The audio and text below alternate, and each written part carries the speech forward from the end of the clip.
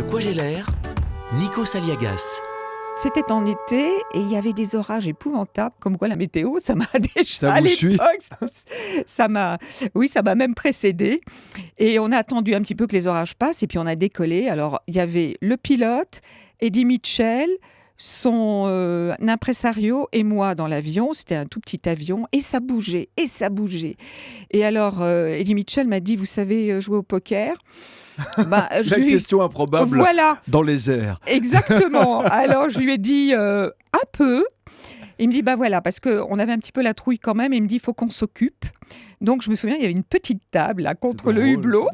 Et puis, il a sorti un jeu de cartes, on a joué. Et puis, il m'a dit, écoutez, si on a la chance d'atterrir, Ça, c'est lui, ça. aura gagné celui qui, au moment où les roues se posent sur le tarmac, on atterrissait au Bourget, c'était celui qui était en train de gagner. Et j'ai gagné. Puis un jour, je me trouve dans le studio, j'étais en pyjama en plus.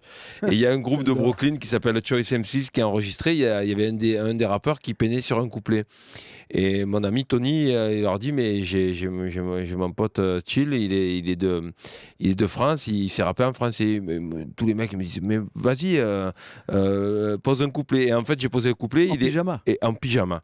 Et il est resté, et il est sorti un disque. Et en fait, le premier vrai disque qu'on a fait avec IAM, c'est aux États-Unis. Et puis par la suite, l'année d'après, on autoproduisait notre premier album. En fait, le premier album d'IAM, c'est un album autoproduit à Marseille qui s'appelle Concept.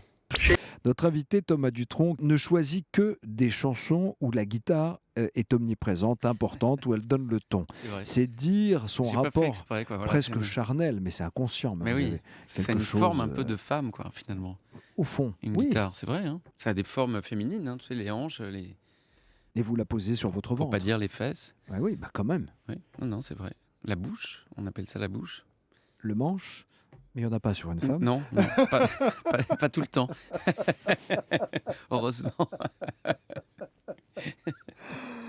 Ça peut arriver. J'ai des copains à qui c'est arrivé, ils se sont réveillés le matin.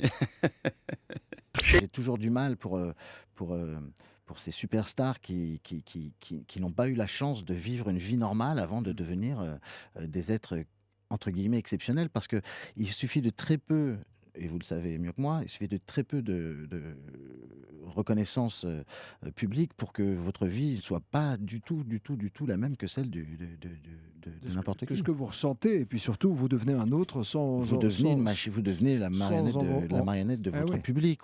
Moi, j'ai toujours refusé d'avoir des fans. J'ai toujours insulté mes fans. Enfin, pas insulté mes fans, mais comme Nina Simone. J'ai toujours dit, j'ai pas besoin de fans. Au contraire, parce que si j'ai des fans qui sont déjà fans de mon prochain film, j'ai pas plus besoin de travailler, j'ai juste besoin de faire.